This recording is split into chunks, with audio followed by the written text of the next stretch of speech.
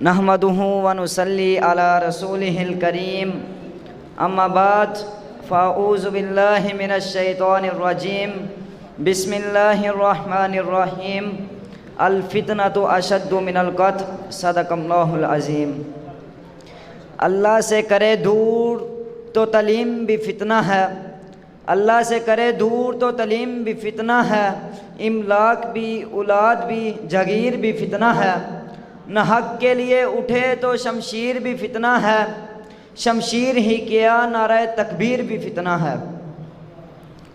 हज़रात, अल्लाह ताला ने कुरान मजीद सूरह बकरा में फ़रमाया फितना कत्ल से भर कर है। प्यारे नबी जनाब मुहम्मदुर रसूलुल्लाह सल्लल्लाहु अलैहि वसल्लम ने फ़रमाया क़यामत के नज़दीक इतने फितने आएंगे जिस तरह आसमान से कतरे गिरते हैं, जिस तरह इन कतरों का कोई हिसाबो किताब नहीं, इसी तरह इन फितनों का कोई हिसाबो किताब नहीं। सामीन इकराम, इस्लाम के मुख्तलिफ़ अदवार में जन्म लेने वाले बाज़ फितने ख्वारिज, कादीनियत और गामदीयत है। जो मौजूदा दौर में चल रहा है गामदीयत सिर्फ़ अकल परस्त का नाम है। गामदी साहब ये दावा करते हैं सिर्फ़ नबी ही किसी शख्स को या किसी घरों को काफिर कह सकते हैं, किसी आलिम को, किसी मुफ्ती को ये हक हासिल नहीं है कि किसी शख्स या किसी घरों को काफिर कहे। लेकिन गामदी साहब की ये बात बिल्कुल गलत और बेअकल है, क्योंकि खुलाफाए राशिदीन से लेकर आज तक हमेशा उन लोगों की तकफीर की गई है जो ज़ुर्रियाते दीन में किसी एक काम का भी इनकार करेगा वो काफिर है।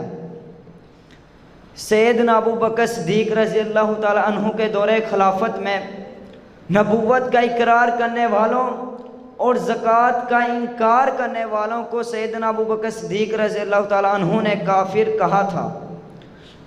माज़ी करीम में देख लीजिए, उम्मते मुसलमान ने इजमाई तौर पर मिर्ज़ा ग़ुलाम अहमद कादियानी और उनके पैरोकारों को काफिर कहा है, और मुत्तहिदा पाकिस्तान के 1000 उलमा इकराम ने ग़ुलाम अहमद परवेज़ को काफिर कहा है। ऐसा मालूम होता है कि गामदी साहब ने अपने गुमराह कुन अकायद के नज़रियात के पेश नज़र खुद को बचाने के लिए काफिर का इनकार कर दिया है।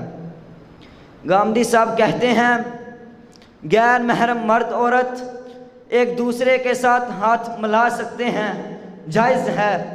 आइए मेरे नबी की हदीस सुन लीजिए। मेरे नबी ने बुखारी में फरमाया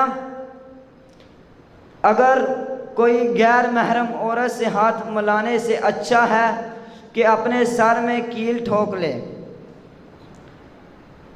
गामदी साहब यूनिवर्सिटी में लेक्चर देते हुए कहते हैं वली की इजाज़त के बगैर लड़का लड़की निकाह कर सकते हैं और निकाह के लिए किसी सबूत की ज़रूरत भी नहीं है।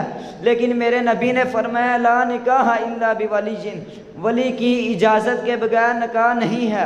अगर किसी यूनिवर्सिटी में लड़का लड़की ज़िना करते हुए पकड़े जाएंगे तो वो क्या ये नहीं कहेंगे हमने निकाह किया है? नऊज़ुबिल्लाह, ये तो मगरब की एक तहज़ीब है। गामदी साहब ने सोना, रेशम और मौसीकी को हलाल करार दिया है। कहते हैं सोना मर्द के लिए जीनत है और पहन सकता है, रेशम मर्द की जीनत है और पहन सकता है, और इसने मौसीकी को भी हलाल करार दिया। आज से 1400 साल पहले मेरे नबी ने कहा था क़यामत के नज़दीक कुछ लोग आएंगे जो सोने को, रेशम को और मौसीकी और शराब को हलाल कर देंगे। क्या आज गामदी साहब ने सोने को, रेशम को, मौसीकी को हलाल करार नहीं किया? अनकरीब ये शराब को भी हलाल करार कर देगा। अब सवाल ये पैदा होता है कि हम इन फितनों से कैसे बचेंगे? सैयदना उक़बा बिन आमिर रज़ी अल्लाह ताला अन्हु रसूलुल्लाह सल्लल्लाहु अलैहि वसल्लम से पूछते हैं या रसूलुल्लाह, ऐ अल्लाह के रसूल, हम इन फितनों से कैसे बचेंगे? मेरे नबी ने 3 बातें गिनाई। उनमें से पहली थी ज़बान की हिफाजत करो, दूसरी ज़्यादा वक़्त अपने घर में गुजारो, तीसरी बात ये थी जब कोई गुनाह करो तो आंसू बहाओ। अल्लाह ताला से दुआ है कि अल्लाह ताला हमें इन फितनों से बचाए। वमा अलीना इल्लल बलागुल मुबीन।